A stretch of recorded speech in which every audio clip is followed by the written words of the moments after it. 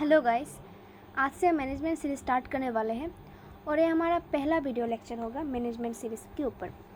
तो हम पहले लेक्चर में जानेंगे कि मैनेजमेंट का मीनिंग क्या होता है और उसका इम्पोर्टेंस क्या है। मैनेजमेंट का मतलब क्या है, यहाँ पे दिया हुआ है। मैनेजमेंट मीन्स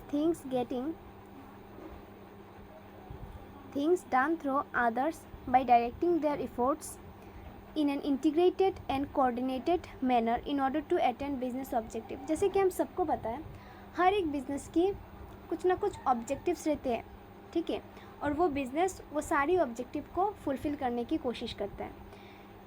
इसमें से जो प्राइमरी ऑब्जेक्टिव होता है एक बिज़नेस का, वो होता है कि प्रॉफिट कमाना है।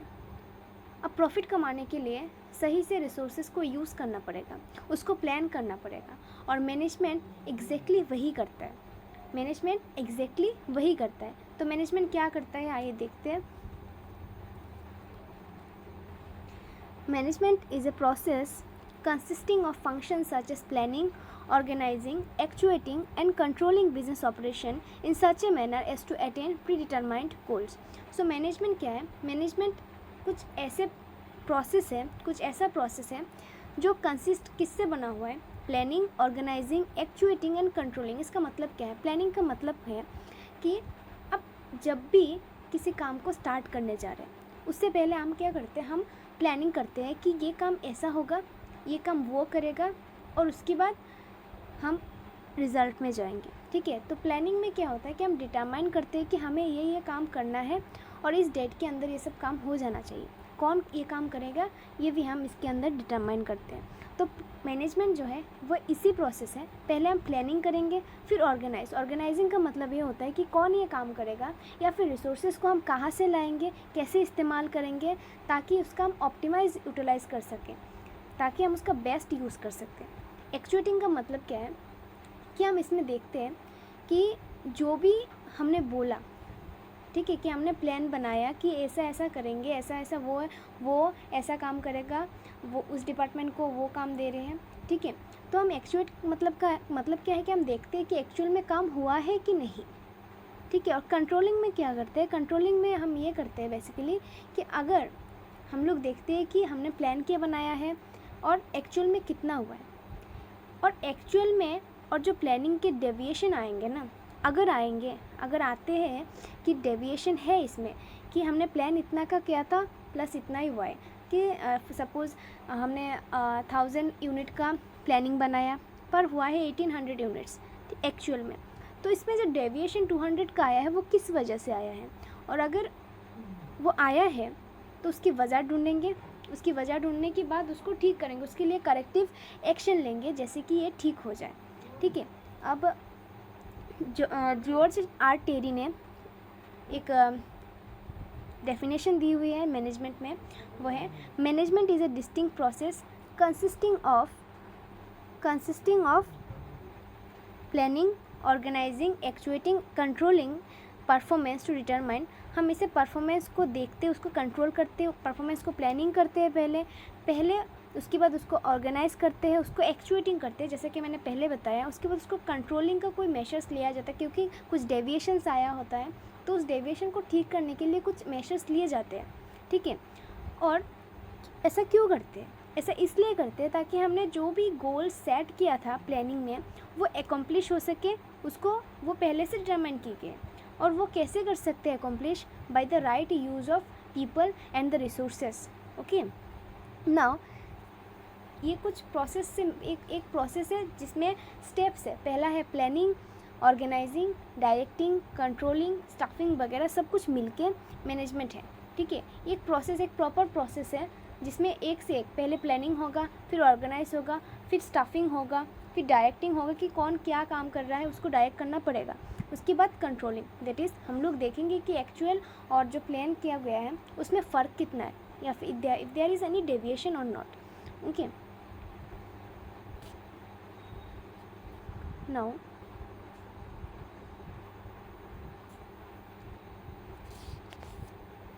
Now management is getting things done।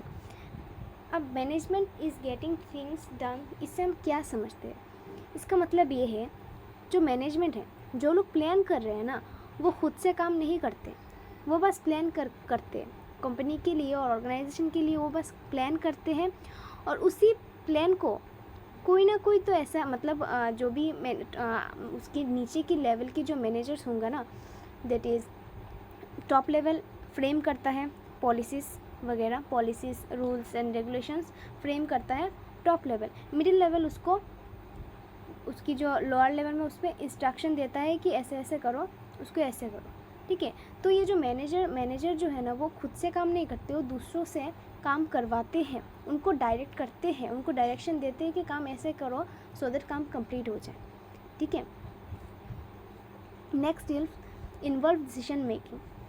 Management basically यहाँ पे हम डिसीजंस लेते हैं कि क्या रिसोर्सेस यूज़ करें, किसको एम्प्लॉय करें, किससे ये काम करवाया जाए, कौन इस काम के लिए सही है, या फिर क्या क्या रिसोर्सेस लाए और कैसे उस काम को करें सो दैट ऑप्टिमाइज यूज़ हो हमारे रिसोर्सेज के। रिसोर्स में से कौन कौन रिसोर्स है, material, man, okay, these are the resource and yes material, money and manpower, उनको हम अच्छे से यूज़ करें, ठीक है, सो दैट हमारी जो भी हमने ये जो सारी चीज़ें हैं उनको हम अच्छे से यूज़ करें सो दैट हमारी जो ऑर्गेनाइजेशन गोल है वो हम उसको एकम्प्लिश कर सकें। तो उसमें डिसीजन इन्वॉल्व है, वो बेसिकली डिसीजन मेकिंग प्रोसेस है जिसमें हम डिसीजन लेते हैं कि किसको क्या करना है, कैसे प्लानिंग करते हैं, क्या करना चाहिए, उसमें हम डिसीजन लेते हैं। Next is management is a universal activity. Management हर कहीं पे है। There are 3 levels of management, top level, middle level, lower level, okay. Top level frames the policies, okay, which will be followed by the lower level, that is the lower level and the middle level. So ये जो management है ना वो हर level पे होगा। मैंने top level में जो होंगे वो मैनेजमेंट को, वो पॉलिसी को फ्रेम करेंगे, वो आगे फॉरवर्ड करेंगे मिडिल लेवल को।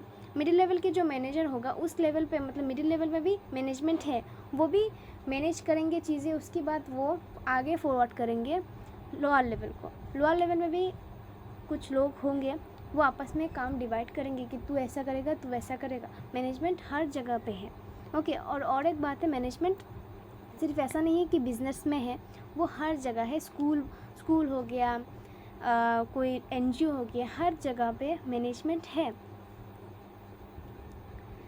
Management is an integrating process. अब जो मैनेजमेंट है ना, ये क्या करता है, ये बेसिकली सारी चीज़ों को, टॉप लेवल में क्या हुआ है, टॉप लेवल में बेसिकली डिसीजन मेकिंग होता है, उस डिसीजन को मिडिल लेवल की जो मैनेजर एम्प्लॉयर है ना, उनको जाके आगे फॉरवर्ड करता है। तो top level, middle level, lower level, इन तीनों लेवल के काम को वो इंटीग्रेट करता है, वो एक साथ लाता है। ऐसा नहीं कि टॉप लेवल पे कुछ भी प्लान हो गया, बस हो गया, वो मिडिल लेवल पे जाके वो कन्वे ही नहीं हुआ।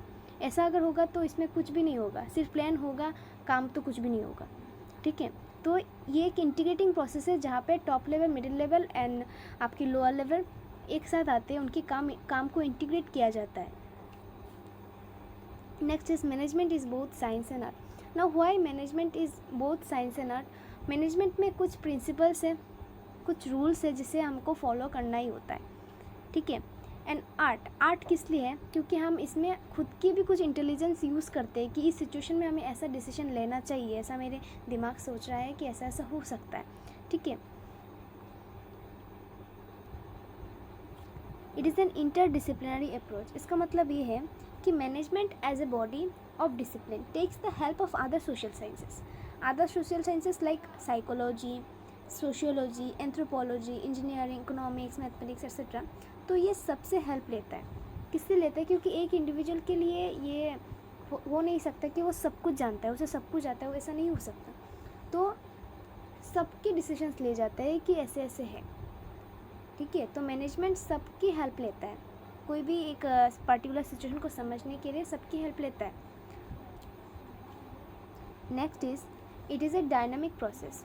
अब मैनेजमेंट डायनामिक प्रोसेस इसलिए है क्योंकि जो भी टेंस है ना वो चेंज होता रहता है कि आज बिज़नेस का, आज एनवायरनमेंट ऐसा है, कल एनवायरनमेंट ऐसा नहीं हो सकता। जैसे कि कोरोना के पीरियड था तो शायद किसी भी ऑर्गेनाइजेशन ने ऐसा नहीं सोचा होगा कि ऐसा कुछ हो जाएगा, इतनी बड़ी लाइक प्रॉब्लम हो जाएगी। तो मैनेजमेंट जो है वो डायनामिक है, इसीलिए है क्योंकि उसे नहीं पता कि आगे क्या होगा। आगे का एनवायरनमेंट अगर चेंज हो गया ना, जैसे कि दो तरह के एनवायरनमेंट होते हैं, एक होता है इंटरनल, एक होता है एक्सटर्नल। इंटरनल मतलब ऑर्गेनाइजेशन के अंदर की अगर जैसे कि कुछ प्रॉब्लम हो गया, जैसे कि एम्प्लॉय छोड़ के चले गए या फिर कुछ भी ऐसा प्रोडक्शन का मशीन ख़राब हो गया, ये होते हैं इंटरनल का मामला, ठीक है। और एक्सटर्नल का जैसे कि कोरोना, कोई फ्लड आ गया, ऐसा होता है इंटरनल एक्सटर्नल का एनवायरनमेंट, तो उसमें हमें कोई कंट्रोल नहीं है। सो इसके लिए ये डायनामिक है, ये बदलता रहता है और आपको हर सिचुएशन में डिसीजन लेना पड़ेगा। It is a continuous process. Now why it is continuous process, ऐसा नहीं है कि एक बार आपने बोला कि चलो हमने प्लानिंग बना ली, ऐसा ऐसा होगा, ऐसा प्रोडक्शन होगा, ऐसा किया जाएगा, और बाद में आपने छोड़ दिया, ऐसा नहीं होगा। आपको प्लानिंग करने के बाद आपको ऑर्गेनाइज़ करना है, ऑर्गेनाइज़ के बाद आपको स्टाफिंग करना है, उनको डायरेक्शन देना है। जो भी एम्प्लॉय, स्टाफिंग का मतलब है जो भी एम्प्लॉय को आपने एम्प्लॉयड किया है उनको डायरेक्शन देना ज़रूर है। उसके बाद कंट्रोलिंग का मतलब होता है कि आपको देखना पड़ेगा कि चीज़ें सही से जा रहा है कि नहीं। तो जब कंट्रोलिंग ख़त्म होगा उसके बाद फिर से प्लानिंग होगा। तो ऐसे ये साइकिल घूमता रहेगा, ठीक है, ये घूमता ही रहेगा। प्लानिंग से एक बार कंट्रोलिंग, कंट्रोलिंग से फिर से प्लानिंग, ऐसे करता जाएगा। तो इसीलिए ये एक कंटिन्यूअस प्रोसेस है। Next is management is multi डायमेंशनरी।